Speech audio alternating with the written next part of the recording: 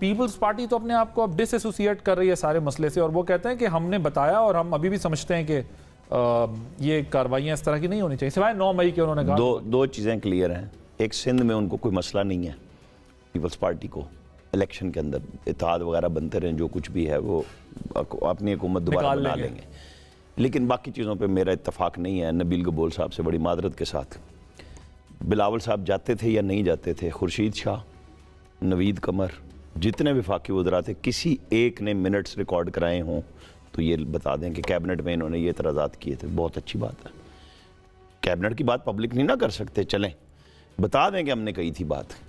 ये सब प्रेस कॉन्फ्रेंसों में भी साथ बैठा करते। नवीद कमर साहब के बारे में तो कहते हैं इतने पसंद आए शहबाज साहब को, वो पीपल्स पार्टी को कहते थे कि आप हमारे हवाले कर दें। 5-5 वज़रा इकट्ठे बैठते थे प्रेस कॉन्फ्रेंसों में, पीपल्स पार्टी, नून लीग, JUI, सबके, और इत्तफाक राय से मरदमशुमारी पे भी ठप्पा लगाया।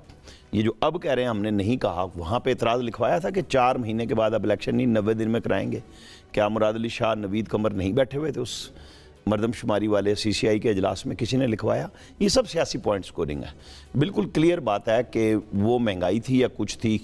क्या बिलावल भुट्टो ने पार्लियामेंट के अंदर खड़े होकर शहबाज शरीफ की तारीफ़ नहीं की?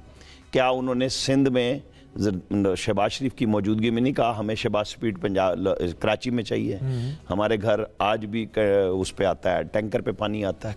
ये चीज़ें रिकॉर्ड पे मौजूद है। आज सियासत है, सारी पार्टियां सियासत करती हैं, वो पीपल्स पार्टी करे, वो PTI करे, वो नून लीग करे। ध्यान में रखें आमिर साहब, ये बात ध्यान में रखें। अब जब बिलावल साहब ये कहते हैं ना कि हमने पॉलिटिकल विक्टिमाइजेशन की हमारे इत्तेहादी ने, तो वो इनके मौकिफ को तकवीयत दे रहे हैं। ये कह रहे थे कि हमारे साथ पॉलिटिकल विक्टिमाइजेशन हो रही है। आज बिलावल साहब उसको स्टैंप लगा रहे हैं। ये वही बात है कि लेवल प्लेइंग फील्ड नून से मांगी जा रही है।